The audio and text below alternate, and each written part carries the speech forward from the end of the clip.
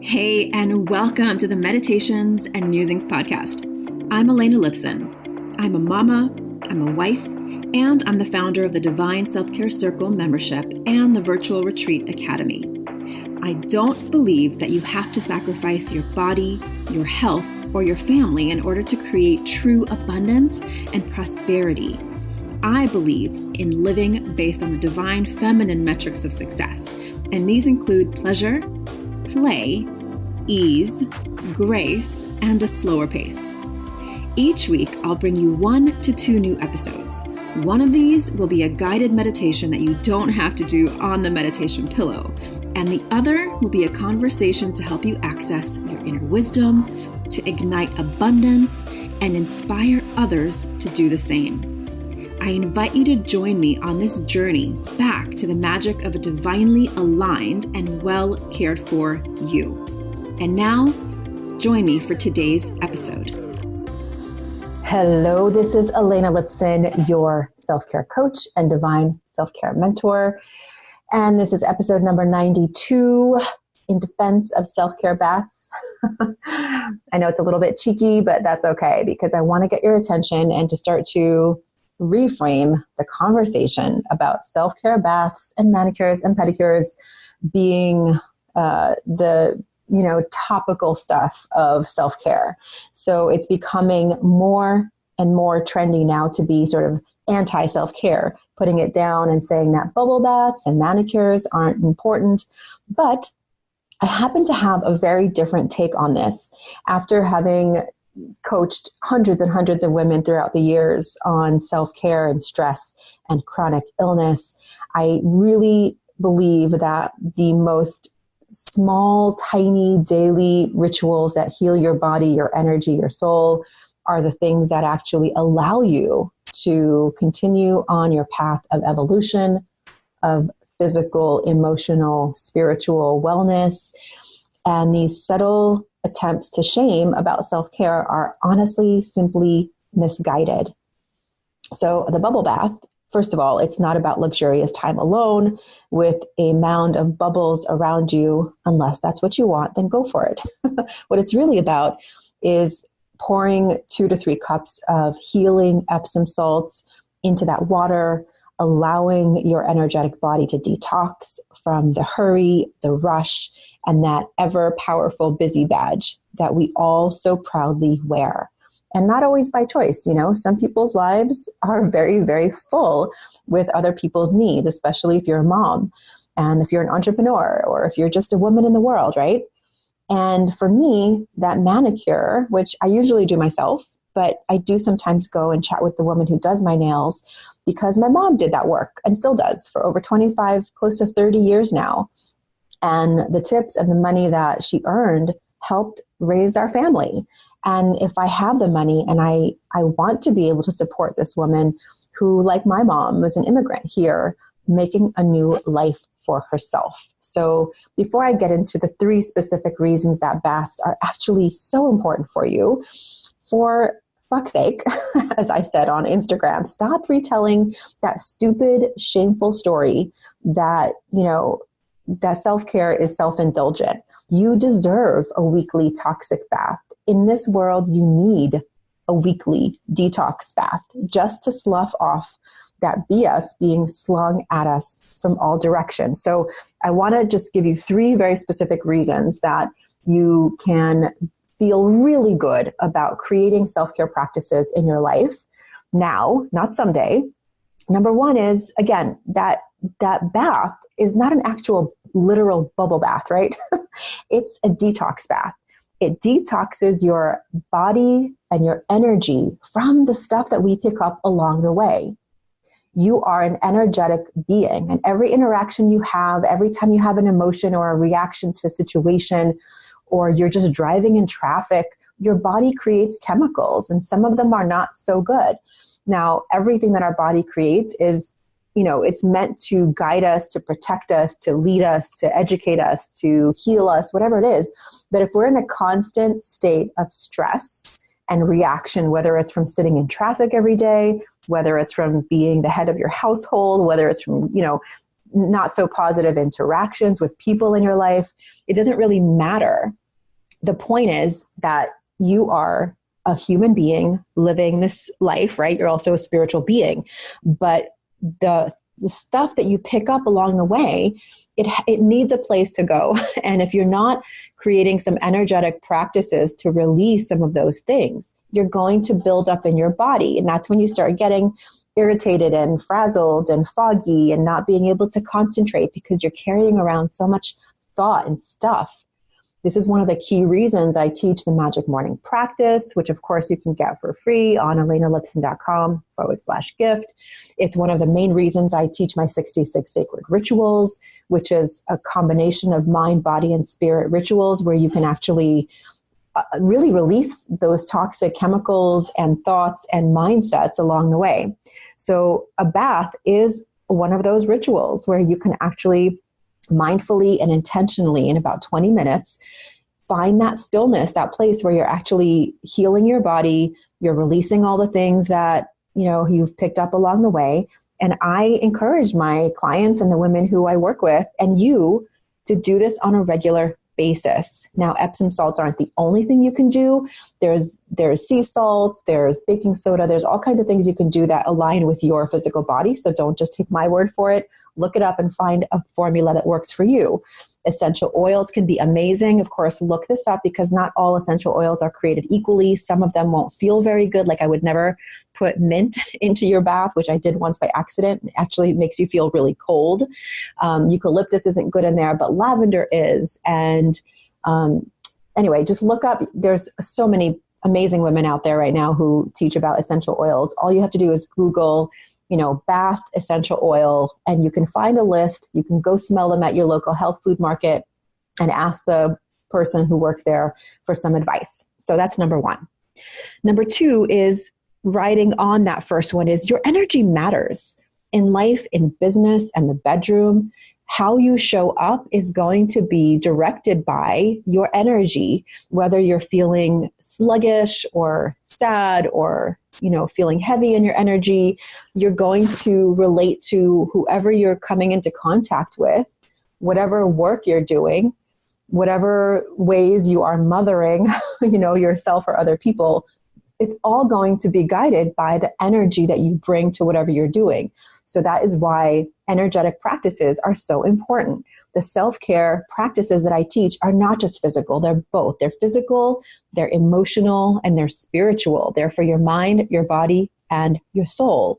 So when I say take a bath or, like for me, part of my rituals of getting ready to do big things like do a launch or, write or whatever, I do love to have my nails done because I love the feeling of looking down and seeing pretty colors on my nails. I'm very aesthetic. It's part of the beauty way path that I walk.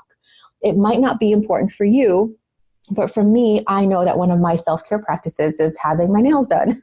Not always, but when I remember and I do it as part of my rituals, it's very healing for me. I love doing it. If it doesn't matter to you, then that's not for you. You get to choose what self-care practices work for you, whether it's spending time in nature, spending time in a bath, spending time, taking care of your body in a way that feels really good to you. It's important. And finally, one of the biggest things that I teach women, and nobody really talks about this anymore. It's almost like stress was sort of this corporate idea. And when someone says stress now, we're so confused about it. Is it good? Is it bad? Does it make you hustle more? Whatever. But according to the American Psychological Association, chronic stress, meaning stress that is not diffused or released or detoxed, is the linked to the 6 leading causes of death: heart disease, cancer, lung issues, accidents, cirrhosis of the liver, and suicide. And more than 75% of all physician office visits are stress related.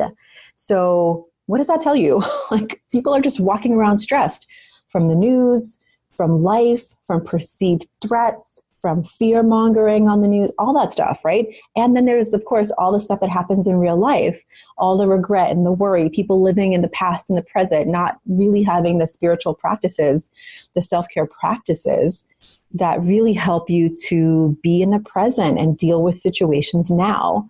So many people just want to hide and just like sleep all day. And I don't blame them, but that is not how we're going to navigate this situation that we are in this world right now, by hiding. We must show up, and we must show up as the best well version of ourselves, right? So stress is not only a damage to your physical health, but it can leave you tired. It can leave you irritable. It can leave you worried. It can leave you depressed, right? So many people right now are dealing with depression. And yes, we can say it's because of the world we live in, but in reality, the world has always been a dark place and a light place, right? So it's not that people have become more depressed because of the world. It's because our way of receiving information now has been sped up a million times, right? Like I remember when I was in like elementary school or even middle school or maybe high school as well, the news was on at like in the morning before someone went to work, maybe at 5 p.m., and then again at like 10 p.m. or 7 p.m., right? And then you had the specialty shows like 60 Minutes and 2020 and 48 Hours, right? That would get like in-depth, scary stories. Sometimes good ones too, but mostly they were pretty harsh. But now, not only is the news on all day long, but it's looping all day long. So it's like this constant stream. And so many people have their phone with them all the time. Now people have their like digital watch, Apple Watch, with headlines coming in all the time. It is a nonstop deluge of bad news, right? So of course you would be stressed. I'm stressed too. There's a lot of stuff going on in the world that is very unpleasant and downright terrible. And we are also in this place of like, we have to do something about it, or we can't do anything about it. Or if you don't feel that, maybe you feel despair. Maybe you feel apathetic, right? And all of this creates stress. But that is not going to serve the world. We need you. We need you to be well. We need you to be able to wake up in the morning, to do your magic morning practice, to get aligned and intentional about the way you interact in traffic, at work, with your kids, with your partner, with your friends, right? We're here to leave a mark on the world. But if the mark that you leave is tainted by constant stress, what's your legacy, right? What's your legacy of interaction? How are people interacting with you? Who are the people you interact with? Can you tell when someone is chronically stressed, like they're just being a jerk, right? Maybe their life is full of so much stress and they don't know how to detox it. Most people will de-stress by watching TV at the end of the day. And what they're watching is usually just like some crappy reality TV shows, right? It doesn't get them to reflect, doesn't get them to think deeper about their lives, doesn't get them to like, yeah, maybe feels good in the moment, right? Unless you're eating stuff while you're watching and then you feel crappy in the morning. It's a whole cycle. So when I teach the Magic Morning Practice, it's also about creating an evening routine that aligns with finding some stillness, finding some time to reflect, finding some time to connect with your creativity or with the other human beings in your house, instead of everyone being in their own corner with their own screen. So when I hear, oh, self-care is, whatever, materialistic, or it's not about bubble baths and manicures. Actually, it kind of is that too. It's both, right? It's the physical rituals and self-care practices that help you to get present, that help you to really understand that you are a physical body as well as a spiritual body and a political body, all of it, right? In fact, there was a really great little comment on an Instagram post I just did recently where she says, self-care, quiet time, detox time, time to be still and relax in our bodies versus in our thinking. So needed. And that's exactly it. It's this intentional time, whether you're sitting at the sauna in the gym, whether you're sitting outside staring up at the sky for a few minutes without your screen, whether you are making time to write in your journal. I have hundreds of practices that I help people create. And every single one of them has the main intention to help you to pause, to breathe. In fact, do that with me right now. Just pause and breathe. Stop with the multitasking, right? If you're washing your dishes or on a walk, that's awesome. But if you're like listening to me in the background and you're doing something else, then I'm afraid the message is just not getting through. And how is that reflecting on other areas of your life? When you're talking with someone or speaking with a loved one, are you also on your phone, right? Like, we have to really be fierce in protecting our relationships, not only with the people that we love and that we come into contact with in our lives, but also with ourselves. If you don't spend time with yourself, unplugging, writing your, fears, writing your desires, getting to know yourself. If you're not spending time getting to know yourself on a consistent basis because you're shifting and evolving and changing, we don't just stop growing when we hit our maximum height, right? As kids, we are hopefully growing our entire lives through the relationships that we form, through the practices that we choose, through the nourishment that we desire physically, mentally, spiritually. So I invite you to reconsider when you hear someone telling you that self-care is a waste of time and it doesn't matter. I would say that it matters more than anything. A well cared for, still, quiet, slow down you, at least a little bit of the time, will show up so much more powerful, conscious, and aligned to your dreams, to your desires, to your political aspirations, to your activism aspirations, to your relationship aspirations, to your physical health and well-being aspirations. All of it. You are worthy of all of it. So let's stop sabotaging the self-care movement with the idea that it doesn't matter. Because if you interviewed any successful man or woman who has reached levels of success that you desire, they all understand the equation that there has to be time spent taking care of yourself, your mind, your body, your soul, every day in a consistent way, so that you have the time, the energy, the attention to give to those things that you find important in life. There is nothing worth sacrificing your health over. You can have all the money and all the success, but if you don't have a way to engage with your physical health and wellness, your spiritual health and wellness, that success will be empty. It's going to be built on a house of cards. How many people do you know who make it financially who actually go bankrupt or, have health challenges? I know I have many women that I know that I've worked with who are very, very successful financially, at least, right, on that part of the scale. But personally or health-wise, things are falling apart. It does not have to be that way. So I inspire you, I invite you, I call you out to start looking and noticing how much time or how little time you're spending on your self-care practices. If you're not sure where to start, I would love to offer you the Magic Morning Practice as a starting point. All you have to do is click the link in the notes section of this podcast or head on over to elenalipson.com, ELENA Lipson.com/gift, and you will find a gift for you there. All you have to do is click it, enter your name and email address, and I will send you a video of how to create your very own Magic Morning Practice to help you get on the path of self-care practices. All right. If you found any value in this, or if you want to share this with someone you know, please make sure you leave a review. When you leave a review for me on iTunes, they will share it with more people. It's just how it works. So I would really love it. I know this is an ask, but if you could leave a review, just let me know what you thought of this. Any reflection, any amen, sister, whatever. And then, of course, take a snapshot of the actual screen on your iPhone and share it on Instagram. Tag me in it so people can go find me.